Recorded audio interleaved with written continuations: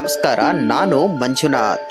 ಭಾರತೀಯ ಚಿತ್ರರಂಗದ ಇತಿಹಾಸದಲ್ಲಿಯೇ ಅತ್ಯಂತ ಮಹತ್ವಾಕಾಂಕ್ಷೆಯ ಮತ್ತು ಬಹು ನಿರೀಕ್ಷಿತ ಸಿನಿಮಾಗಳಲ್ಲಿ ಒಂದಾಗಿರುವ ರಾಮಾಯಣ ಸಿನಿಮಾದ ಟೀಸರ್ ಬಿಡುಗಡೆಯಾಗಿದೆ. ಬಾಲಿವುಡ್ನ ನಟ ರಣಬೀರ್ ಕಪೂರ್ ಮತ್ತು ರಾಕಿಂಗ್ ಸ್ಟಾರ್ ಯಶ್ ಅವರ ಕಾಂಬಿನೇಷನ್ನ ಈ ಸಿನಿಮಾ ಭಾರತೀಯ ಪುರಾಣ ಕಥೆಯನ್ನ ಆಧುನಿಕ ತಂತ್ರಜ್ಞಾನದ ಸ್ಪರ್ಶದೊಂದಿಗೆ ಬೆಳ್ಳಿ ಪರದೆಗೆ ತರುತ್ತಿದೆ. ಸುಮಾರು 2 ನಿಮಿಷ 38 ಸೆಕೆಂಡುಗಳ ಈ ಟೀಸರ್ ಪ್ರತಿ ಫ್ರೇಮ್ನಲ್ಲಿಯೂ ಸಹ ಅದ್ದೂರಿತನವನ್ನ ಪ್ರತಿಬಿಂಬಿಸುತ್ತೆ. ಟೀಸರ್ನಲ್ಲಿ ಸಿನಿಮಾದ ಭವ್ಯತೆ ಮತ್ತು VFX ಕೆಲಸದ ಝಲಕನ್ನ ಕಾಣಬಹುದು. ಟೀಸರ್ ಮುಖ್ಯವಾಗಿ ರಣಬೀರ್ ಕಪೂರ್ ಅವರ ಮೇಲೆ ಕೇಂದ್ರೀಕೃತವಾಗಿದ್ದು, ರಾಮನ ಅವತಾರದಲ್ಲಿ ಅವರು ಅತ್ಯಂತ ಶಾಂತ ಹಾಗೂ ದೈವಿಕವಾಗಿ ಕಾಣಿಸಿಕೊಂಡಿದ್ದಾರೆ. ಕಾಡಿನಲ್ಲಿ ರಾಮ, ಸೀತೆ ಮತ್ತು ಲಕ್ಷ್ಮಣರಿರುವ ದೃಶ್ಯಗಳು ಹಾಗೂ ಪುಷ್ಪಕ ವಿಮಾನದ ಅದ್ಭುತ ದೃಶ್ಯಗಳನ್ನು ಇದರಲ್ಲಿ ತೋರಿಸಲಾಗಿದೆ.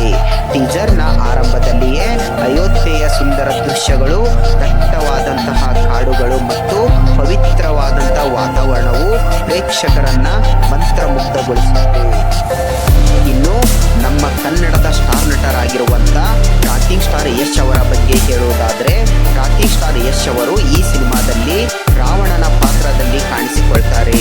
ಟೀಸರ್ನ ಕೊನೆಯಲ್ಲಿ ಯಶ್ ಅವರ ಪಾತ್ರದ ಎಂಟ್ರಿಯೂ ಸಹ ಆಗುತ್ತೆ. ಆದರೆ ಚಿತ್ರತಂಡ ಅವರ ಮುಖವನ್ನ ಪೂರ್ಣವಾಗಿ ತೋರಿಸದೆ ಕೇವಲ ಹಿಂಭಾಗದ ನೋಟವನ್ನ ಮಾತ್ರ ರಿವೀಲ್ ಮಾಡಿದೆ. ನಮಿತಾ ಮಲ್ಹೋತ್ರಾ ನಿರ್ಮಾಣದ ಈ ಸಿನಿಮಾ ಭಾರತೀಯ ಚಿತ್ರರಂಗದ ಅತ್ಯಂತ ದುಬಾರಿ ಸಿನಿಮಾ ಎಂದು ಹೇಳಲಾಗ್ತಿದೆ.